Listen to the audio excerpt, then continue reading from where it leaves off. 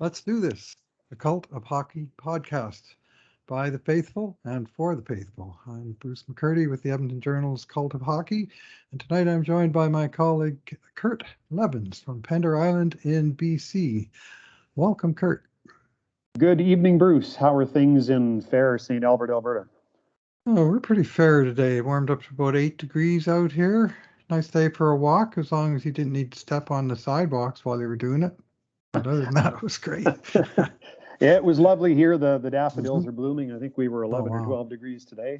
But I think we're all happy that spring is here and better weather's coming. So. Yeah, we're not quite at the daffodil stage yet, I got to say, but it'll come another 2 weeks, couple months maybe. Speaking of spring, that had the feel of a playoff game tonight, didn't it?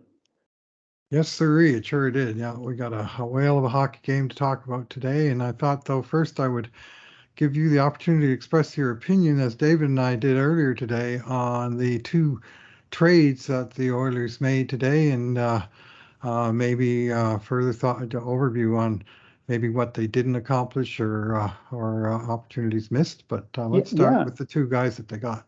yeah, you bet, and that'll be fun because I actually haven't heard that podcast yet, so I don't know what you've Okay. said. So I'm not being influenced by your convincing arguments.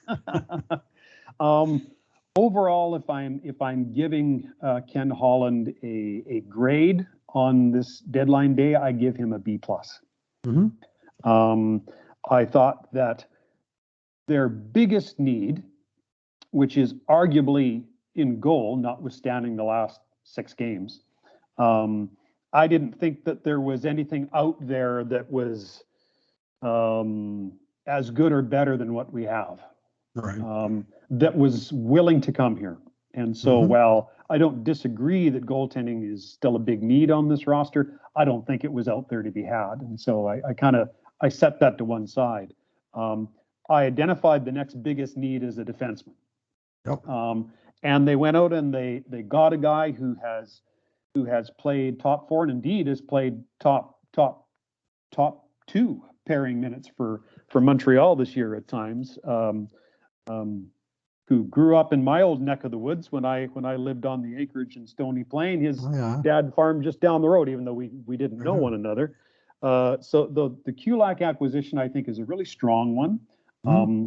If I'm being honest, I would have hoped for probably someone with the same size, but with a little more bite, who perhaps was a little more effective against the cycle. I think we all kind of have that Adam Larson player type in mind. Mm-hmm. But when I looked around, there was a limited amount of that available as well. And so I thought the fact that they went and got a real NHL player who can play top 4 minutes, but who will probably be in our bottom pairing, I thought was a very good deadline ad. There's an old saying that I heard somewhere else that I've borrowed and co-opted as my own, that you can never have too many defensemen and centermen in the playoffs. Yeah. And so I like the acquisition. Would have I perhaps liked a different player type? Maybe, but I like the player we got. And I think if he has a good stretch here, there's a chance we might sign him too. I get the real feel he wouldn't mind staying and playing here in his adopted hometown. I read a Sorry, go thing ahead. about him FaceTiming with his dad, who was out on the tractor, Yeah. and the dad had tears in his eyes because Brett was coming home to Central Alberta to play in the best league in the world and the closest team. So Yeah, and it's the got to team be he used fun. to Got to cheer be for fun as a for the kid. fan. So Yeah, of yeah, course. yeah, it's how can you not cheer for a story like that to come true, right? So I thought good acquisition there. I was hoping Ken Holland would find the cap space to add a depth forward. I wasn't sure that he'd be able to, and I thought maybe Josh Archibald maybe headed out of town in order to make that happen. As Mhm. it turns out, while Holland did try to deal him, there were no takers. And the only people that were interested in Archibald wanted a sweetener along with it, and Holland just wasn't willing to do that, which I understand. Um, so I'll take what he does bring our club for the home games. And with Broussard, you get a guy who has a lot of NHL experience, a lot of NHL Stanley Cup playoff experience. Is certainly a bottom six forward at this point in his career. Right. Still has skill. I mean, he was at about a half a point a game rate in Philadelphia.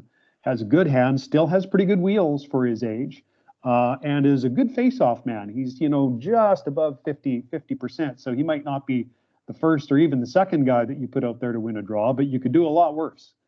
And so it'll be interesting to see if he, slots in regularly in the fourth line, or if he just turns into your 13th forward. Not sure. But I'll take that kind of veteran depth on a team that is probably headed to the playoffs. So yeah, a B plus overall. Some criticism of the price that Ken Holland had to pay.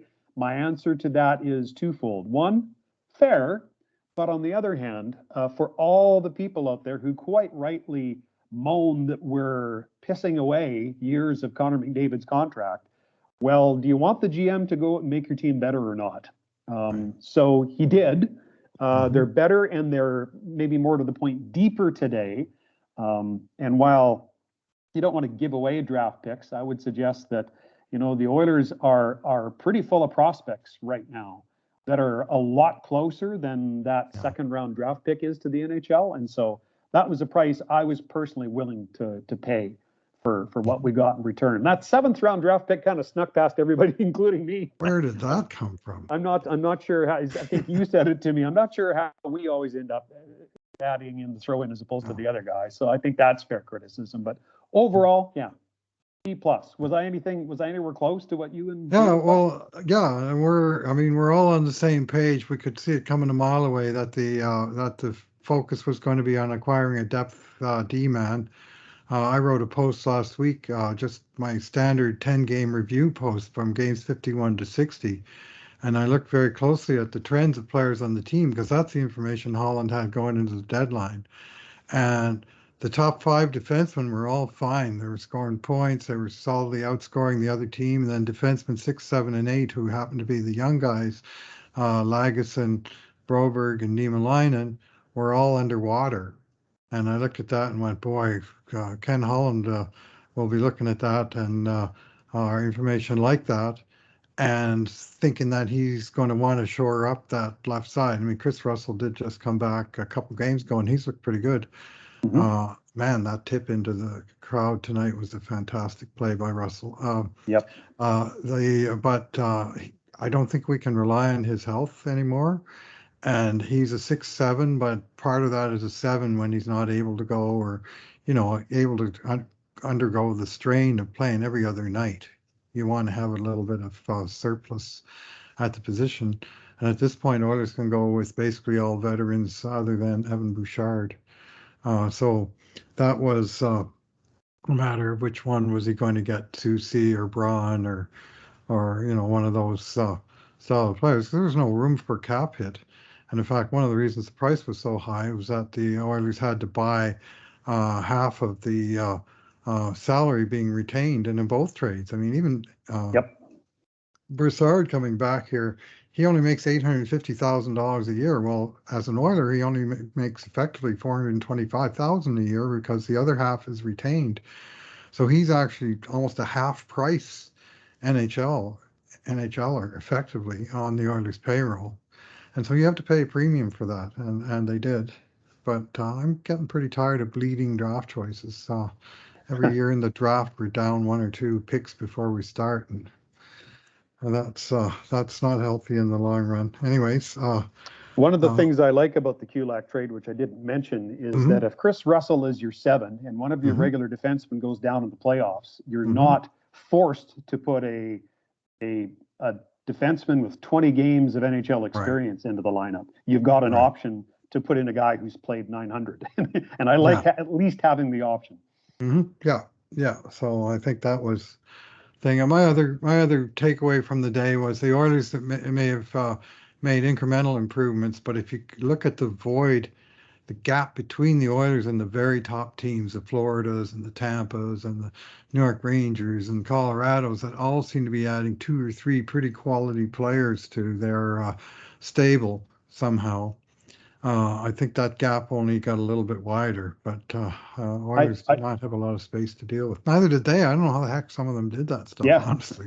Well, you know what, I agree with that assessment. I said to a friend today, you know, the difference is, I think the Edmonton Oilers are playoff contenders, and Mhm. the Florida Panthers are Stanley Cup Right. contenders. And I think there's that notable difference between the two. All right. Well, let's move on to the first post-deadline game, the first of the final 20 that are to be played after the deadline and on the night of the deadline itself. So we didn't see any of the new players, nor will we tomorrow, apparently. Jay Woodcroft said both guys are going straight to Edmonton and will join the team at home. So we'll see the same team in Dallas tomorrow night. But tonight's game, boy, what a frenetic, fabulous game that was to watch. And anyway, I will hand off to you, Kurt, and let you identify your overview and your first or your good thing about this hockey game. Well, you know, you led me in perfectly, because my good thing was the game itself. Okay. Like you, I watch every Oilers game, but for every Oilers game I watch, I probably watch at least one other NHL game, maybe two or three a week. So Mm-hmm. I watch a lot of hockey games, as I know a lot of Oilers fans do. I believe that was the best game I've seen all year. Mm-hmm. And I said to my wife after the overtime goal, I said, "Well, you know what? I'm an Oilers fan. Of course, I'm sorry they lost, but I'm kind of sorry either team had to lose in that game, because boy, what a terrific brand of hockey. You know, I come from the school, as much as I don't mind a hard hit and the odd scrap. Mm-hmm. I come from the school that, above all else, I love high skill. Yeah. And my goodness, did we have that in abundance tonight from both sides. I thought the best players on both teams were excellent. Mm-hmm. Speed, agility, grit, intensity. It had almost all the feel of a Stanley Cup playoff game.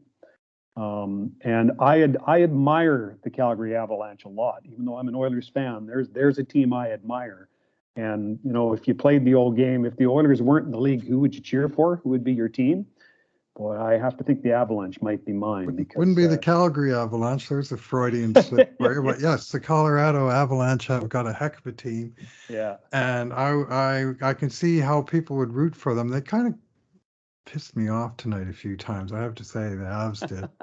They got away with it. They got away with a few things along the way, and they they do seem did. to get the calls. But Yeah, they did. they do have. I mean, when you can put out a power play, Kurt, that has the fabulous Cale McCarr What a running player. it from the point, but then you've got Mikko Rantanen and Nathan McKinnon, Nazem Kadri. I mean, they're missing at the moment Gabriel Landeskog, so they had to Yeah, put big Valerie Nichushkin in front of the net. But I which mean, is really such slumming it, right? Yeah. fabulous. I mean, the puck was on a string flying around out there, and any of the many, many times that the Avs seemed to wind up on the power play tonight, the Oilers were in serious trouble. And in fact, the Avs converted 2 of 5. Yeah, even though I'll add pretty quickly that on both of those power play goals were fortunate bounces, Yeah. which is not to take away from the skill that was on display in their power play. I completely Hmm. agree with that. But it's kind of funny how out of all those beautiful plays that we watched tonight, the two that went in, Yeah. and they aren't even plays that I would blame necessarily on the defenders or the goaltender. I Right. mean, Yeah. there were lucky bounces, yeah, but that seems like I'm being a bad sport. You got to be good to be lucky, and Colorado's good. Well, it's a game of bounces sometimes, and Mm-hmm. Colorado got a couple tonight, and I'm not sure the Oilers got as many. Yep. I mean, and then the overtime goal was quite the sequence of events that we'll talk about in a bit. So, my good thing, I had a few good things about this game, but I think I'll zero in on the 1-1 goal. You want to talk about high Mm. skill on display. When first of all, Evander Kane went in on the rush and absorbed a nice two-handed cross check in the mush for his problems, and the ref called it. And he was going to call it 4 minutes, which it was, but in the end, it was a single minor because the Oilers scored on the 6-on-5. Well, how they did that was, first of all, Draisaitl hopped over the boards to replace Smith as the sixth man, joining the McDavid, Kane, Yamamoto line, which had been bringing the heat before that. Draisaitl it was a long enough 6-on-5 that they were actually able to develop the play. And Draisaitl handled the puck 2 times in the sequence after joining it from the bench. First of all, I got the puck along the blue line, and he got it to cross the ice to McDavid, and then the two of them did a crisscross right in the very top of the zone. McDavid came from right to left, and Leon came along behind him, and of course the Colorado players gravitated McDavid with the puck, and then he made a deft little drop pass, and all of a sudden there's Leon in the middle of the ice coming in towards the goal with options. And Leon, with his fabulous vision, was able to spot Kailer Yamamoto off to the lower left side of the slot open, and he put the puck right on Kyler's tape, and Kyler put the puck right in the net, and it was just a thing of beauty. I thought that was a gorgeous goal, and got the Oilers back in the game at 1-1, and they they stayed within a goal all night long. Never could get in front, but they fought back, and that was the first comeback goal, and just such a beautiful play. That's my good thing. Yeah, and I still believe Leon Draisaitl is among the 3 best passers in the league. I mean, it's just it is uncanny how he can spot his man in a crowd, and then from distance, because that wasn't a short pass. Right. It was right across the slot, but he was well on the other side of it, right on the tape. That's a thing of beauty. And Kailer Yamamoto, who earlier in the year I remember wondering, and I even think I wrote about it once or twice. I said, boy, I just wonder if the grind of this league is wearing a guy his size down, because he just couldn't get any traction. Well, now he's as hot as a pistol. and tonight fought numerous puck battles against players where he was giving up, 4 or 5 inches of height and reach, and still gamely going after those pucks. I thought he was among the Oilers' best 3 players on the night. So yeah, that play, put box scores to what I thought were 2 terrific performances from both Yamamoto and Draisaitl tonight. All right, Kurt. What's your bad thing from this contest tonight? Well, you know what? It's easy and it's not. It's not because there really weren't too many bad things tonight in such a well-played, entertaining hockey game. But I have to pick the overtime goal. And it was a sequence of events that I dare you to say will be repeated in any NHL game this calendar year. I mean, first of all, McDavid loses the faceoff, so you lose possession. That's not great in 3-on-3. But then in a scramble in front, either Darnell Nurse loses his helmet, or version 2, his helmet is wrenched off his head by Nazem Kadri. That's version 1, Kurt. It depends which you believe is 1 and which is 2. Either way, a year ago, Nurse doesn't have to leave the ice. But now with the new rule, you've got to make a beeline for the bench. And so he had no choice. And in that short period of time, he surrendered an odd man rush, to the Avalanche. Duncan Keith hopped over the boards, but by the time the puck was heading the other direction, Keith had no chance of getting back into the play. So there was that. And then Evander Kane, as good as he was, and I thought he was the Oilers' best player tonight. But when the puck came up the wall, somehow it got lost in his feet. And he didn't just lose sight of it. I lost sight of it. I think everybody in the ice lost sight of it. For a while, I wondered if it maybe landed on the tongue of his skate. And by the time he twisted around and found it and got a stick on it, it was too late, and it was poked ahead, and bam, it was a 2-on-1. And as good as Connor McDavid is at everything, he couldn't do much to prevent that 2-on-1 and the Nathan McKinnon snipe, which is going to go in on any goaltender. And it was a 3-2 loss. Like if you line any one of those things on their own is relatively rare. all three of them in sequence on the same play. Come on. It's just like the hockey gods were not shining down on you tonight. And you know what? I really don't want to take away from the quality of play of the Avalanche. They were excellent. And as I said, you have to be good to make your own luck. They were good tonight. They made their own luck. And when it came to them, to their credit, they capitalized on it. Well, they sure capitalized. Yeah, I would have liked to have seen what I would have considered a fairer, decisive play in the game. Like Kadri, I thought really got away with one there. Like he came in, Nurse stood up to him, and Kadri just put his arm around Nurse's head and wrenched his helmet off. And Nurse, it sort of took him a second to realize, oh hell, I got to get off the ice now, and he was a little bit slow. And because he left the ice at a kind of a weird time, Keith, I think, wasn't quite ready to jump on. And when he did jump on, he didn't know where the puck was, and he zigged where he should have zagged instead of busting butt back for the defensive zone. I think he thought Kane had the puck and was going to headman it, so he wound up never getting in the play.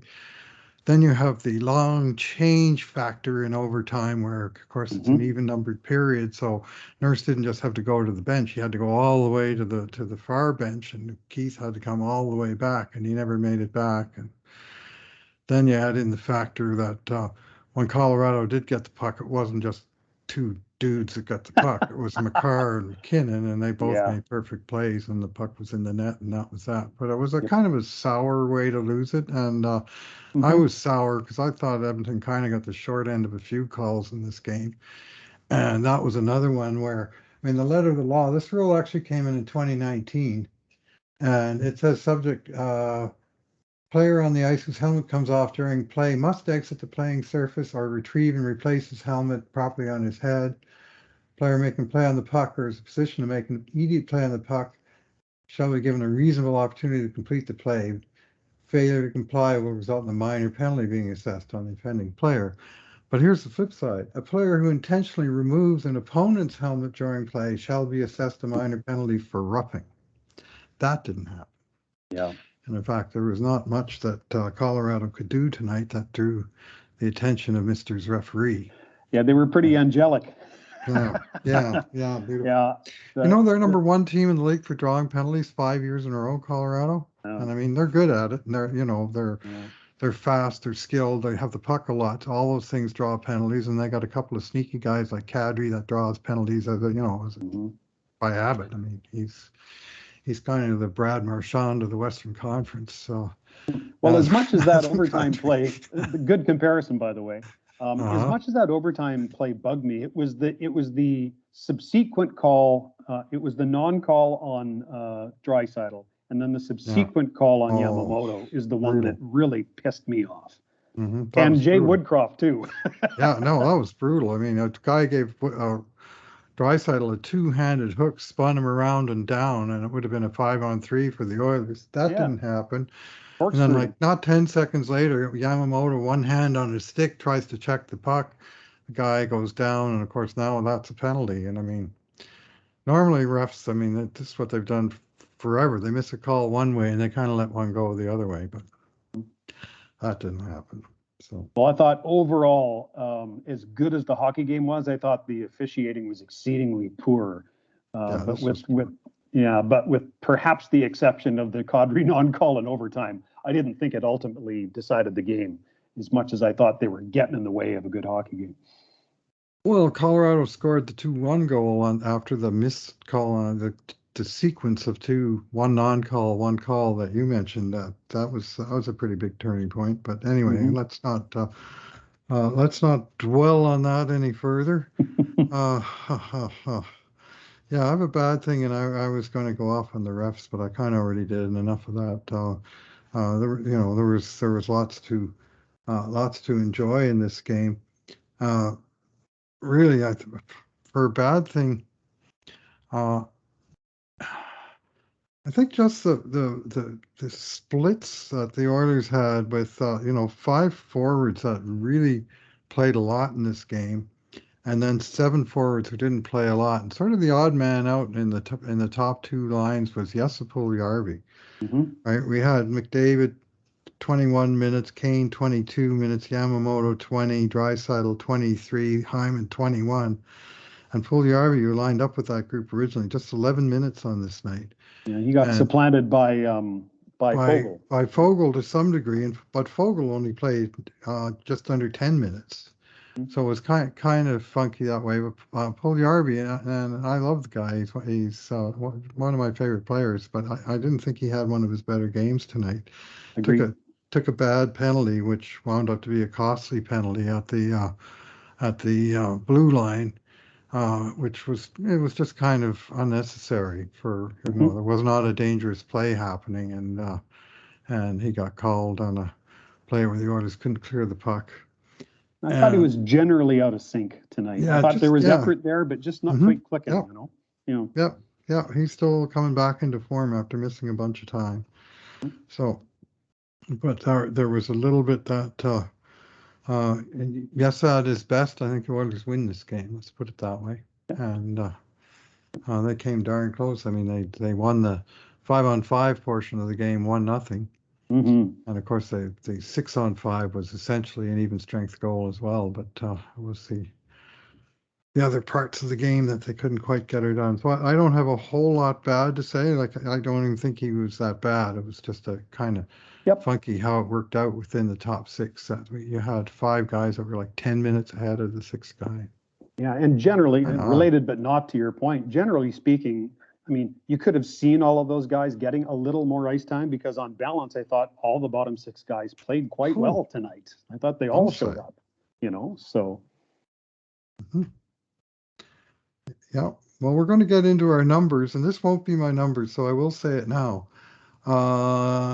These are shots for and against in relatively few minutes. Devon Shore 3-0, Derek Ryan 2-0, Brad Malone 4-0, Ryan McLeod 3-1, Warren Fogle 4-1, Zach Kassian 3-0. Yeah. So literally, Colorado had 1 shot on net with Edmonton's bottom 6 on the ice tonight. So maybe they could have given a bit more time. Yeah. Because they were not getting. They weren't getting owned. I mean, I'm sure the matchups and so on were closely guarded and so on, but when the bottom 6 was out there, they did well. Yeah, Brad Malone had 5 hits. I thought Malone was really good. He absolutely crushed Nazem Kadri with a great open ice hit. I kept hitting the 7-second rewind. I watched it 3 or 4 times. And it was a real shame. It was like clean open ice, hit him right in the breastbone. Boom, shoulder. Well, he plays an honest game, doesn't he? Oh, he landed at least 3 of the 5 hits that he was credited for were very heavy shots. So you get a little bit of that out of your bottom 6, and that's very welcome. I don't think we'll see much more of Brad Malone now that we have reinforcements in camp, but agree. He left a positive impression tonight. Anyway, let's move on. Numbers. What have you got for a number out of that game that grabbed your eye? Speaking of hits, 6, which is the number of hits that Evander Kane landed on the night. And as much as I agree that probably 2 or 3 of those hits that Brad Malone landed were thunderous ones, I thought 3 or 4 of those 6 of Evander Kane's echoed through the arena in Denver for a while too. Boy, he's a hard, heavy player when he's got a head of steam up. I said to Bruce before we pressed record on the podcast tonight, I said, Evander Kane is exactly the kind of player you want in a playoff game. He has lots of skill, but he's built low to the ground. He's heavy. He's got a mean streak in him. And when that game got rough and rowdy tonight, I thought he got better. Mm-hmm. And you know what? Players like that do get better because they're in their element.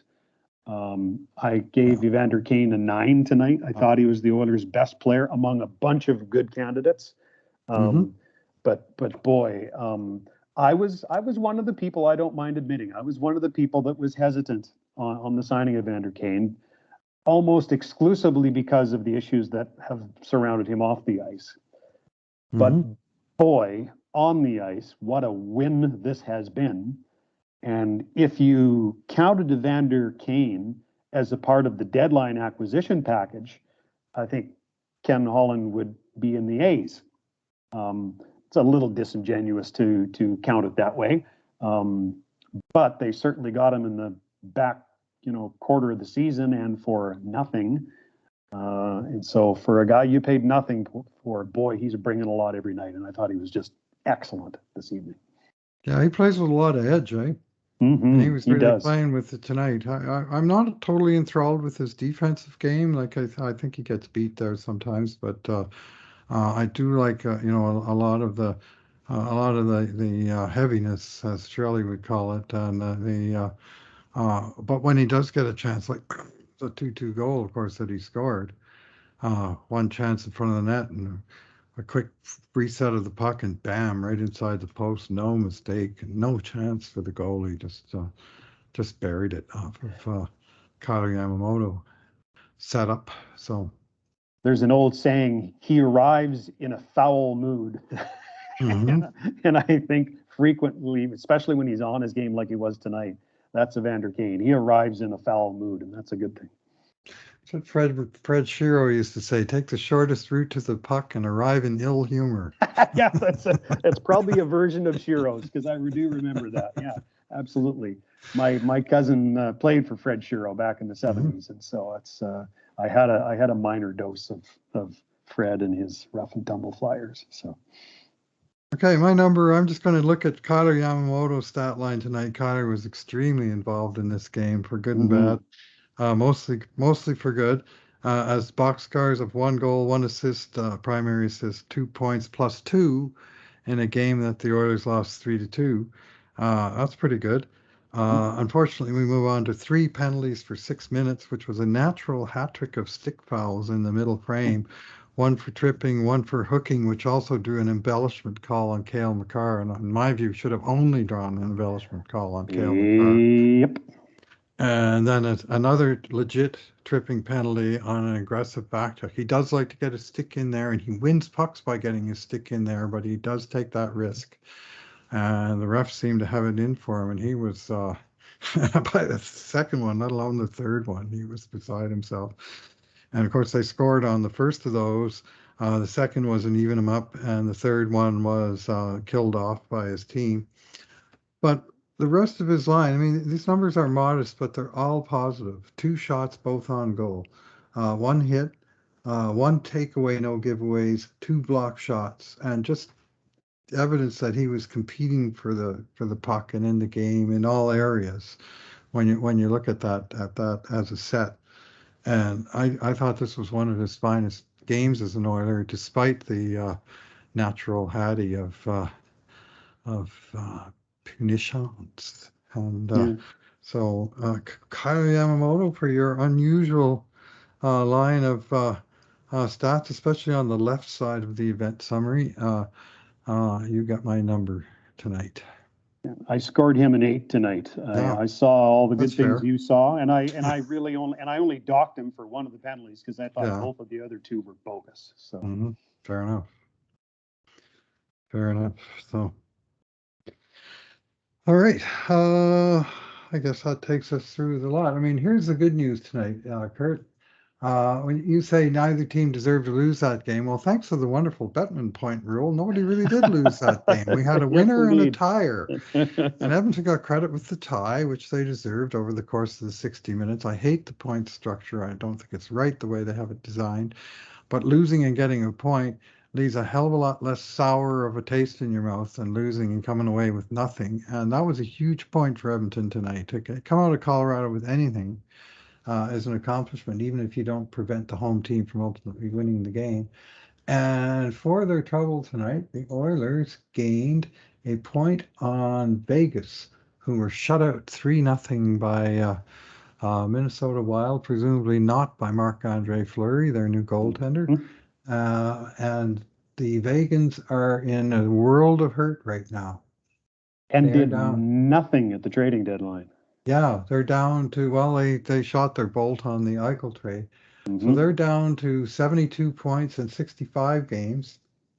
And with their 1 point tonight, Edmonton crawled 1 further point clear of Vegas. They're now up to 75 points in 63 games. So 3 points ahead with 2 games in hand.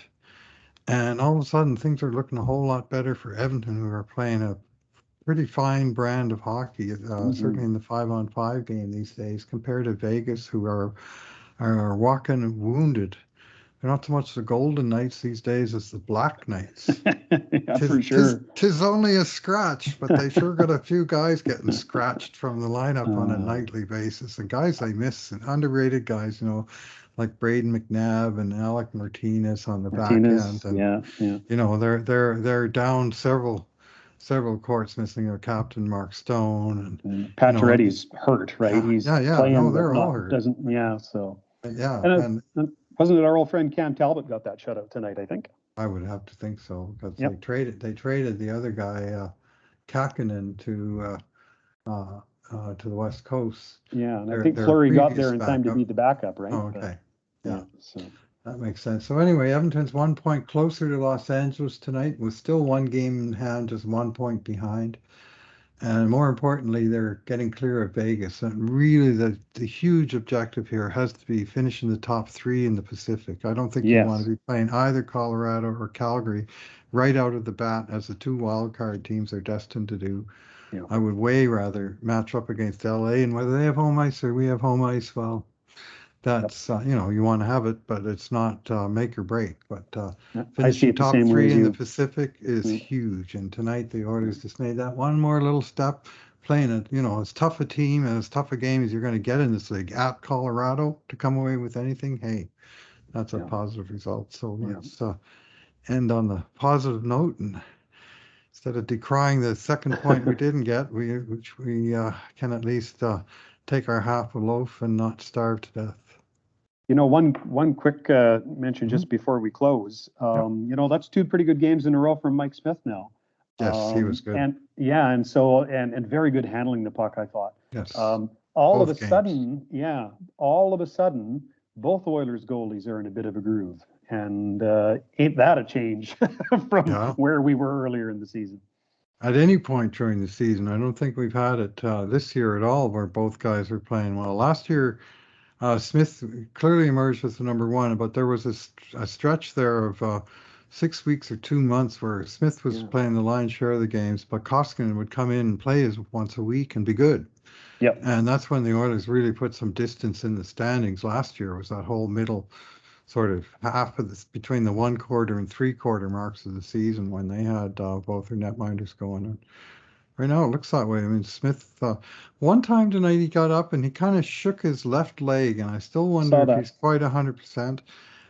But he looks like more nimble, more active, more lively, just more himself.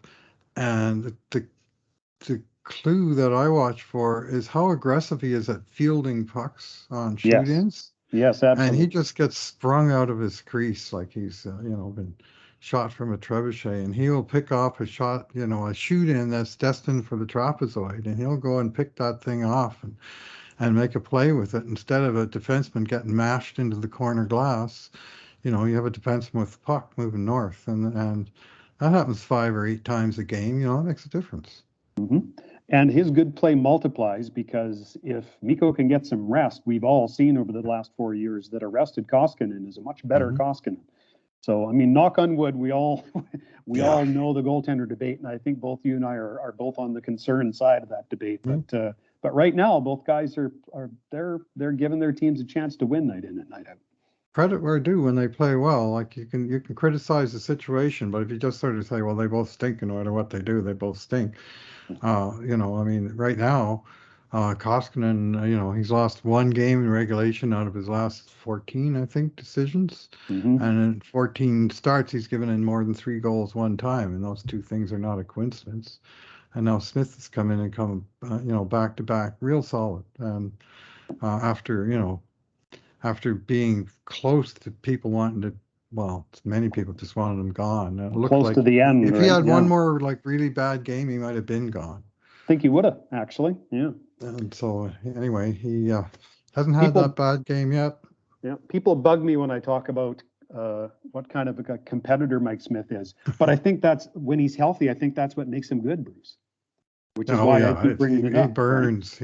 He's a very fiery presence, to say the least, and always interesting to watch, whether you like the guy or not. I mean, I found him interesting to watch when he was in Arizona, and I could tell it, Kurt, I hated Mike Smith when he was in Arizona. Me too.